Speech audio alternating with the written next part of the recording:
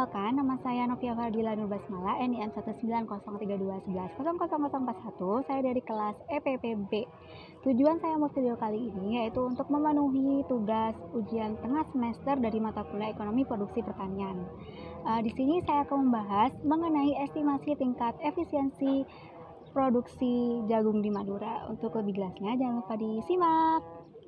Yang pertama yaitu mengenai latar belakang.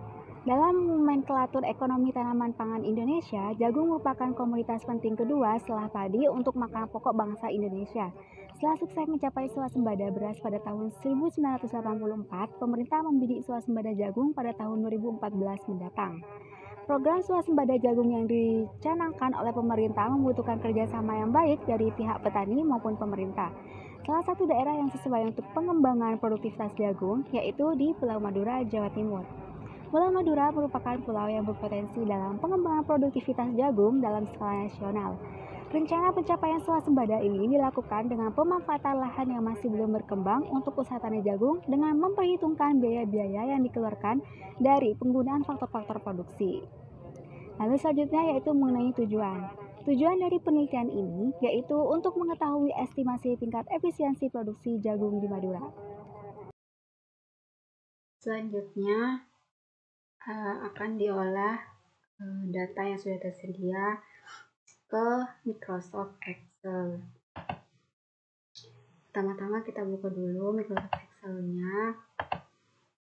Lalu di sini sudah tersedia datanya, ada 120 responden, yaitu yang terdiri dari variabel produksi jagung, benih, tenaga kerja, pupuk kandang, dan pupuk pakan.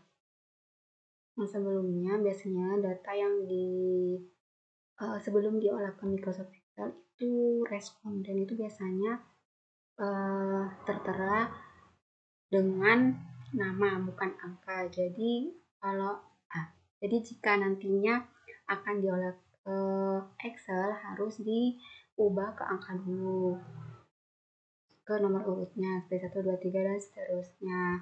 Lalu setelah itu di sini saya mengalihkan setiap angka variabelnya dengan angka 41 sesuai dengan NIM saya. Lalu setelah itu kita lenkan angka dari variabelnya.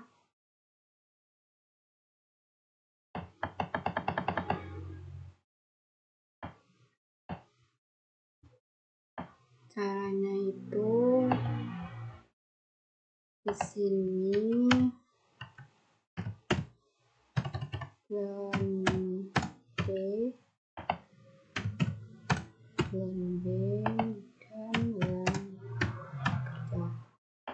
Caranya cukup ketik sama dengan ln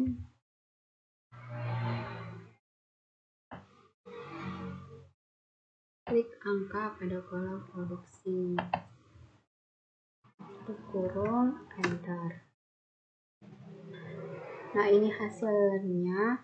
Untuk menekan secara otomatis cukup dengan menggeser kursornya ke kanan terlebih dahulu, lalu ke bawah.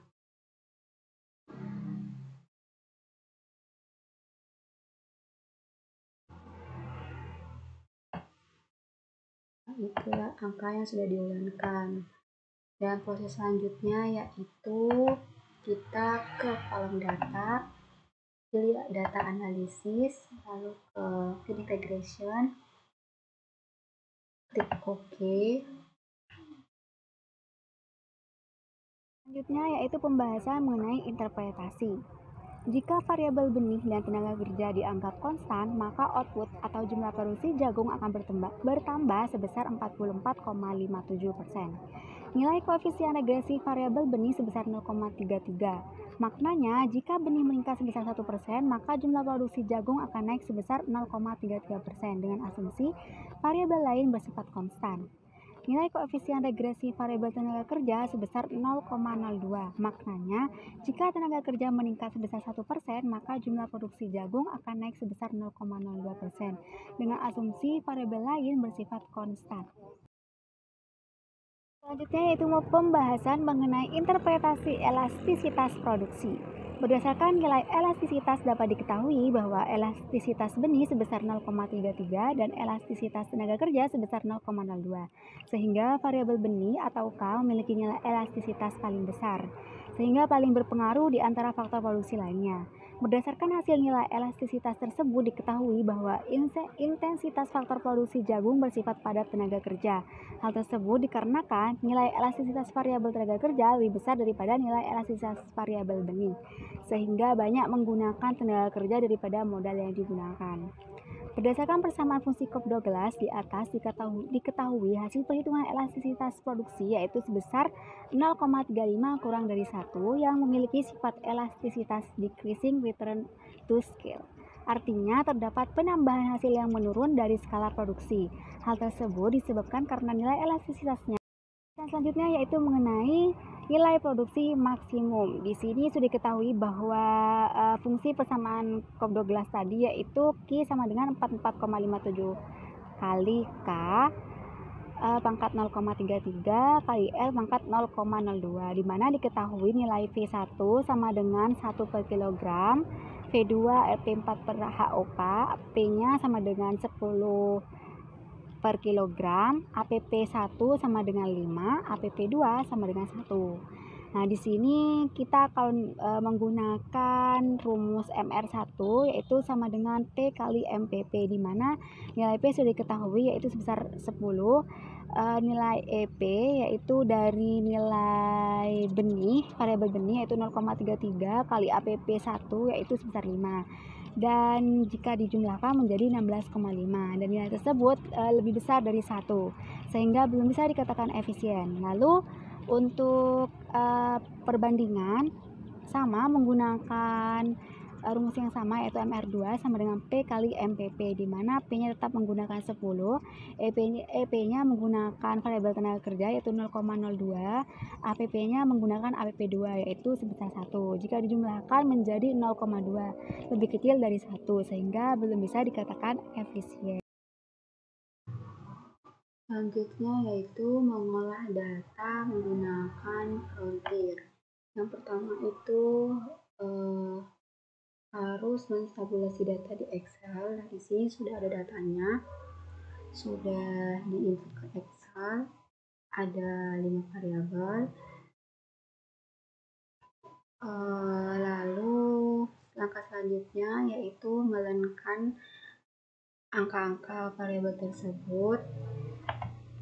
Kebetulan di sini saya sudah melenkan. Untuk caranya melenkan angkanya itu klik sama dengan len, lalu klik angka yang akan dilenkan. Itu contohnya itu yang 1148, lalu tutup kurung, enter. Nah, di sini sudah ada angkanya. Seperti itu sampai seterusnya. Lalu langkah selanjutnya yaitu kita copy angka yang sudah dilenkan semuanya, kita olah di lembaran Excel baru.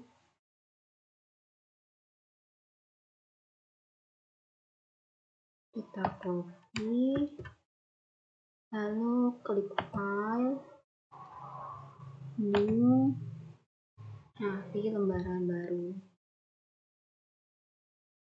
Nah, cara untuk pastenya itu klik paste, ada di pojok kiri, lalu pilih yang paste value 123. Nah, sudah muncul. Lalu langkah selanjutnya yaitu kita menambahkan angka 0 di belakang koma sebanyak 6. Caranya itu kita pilih di menu number, ada 0 yang panahnya ke kiri, kita klik. Nah, di sini di drag dulu biar semuanya otomatis tertambah nolnya.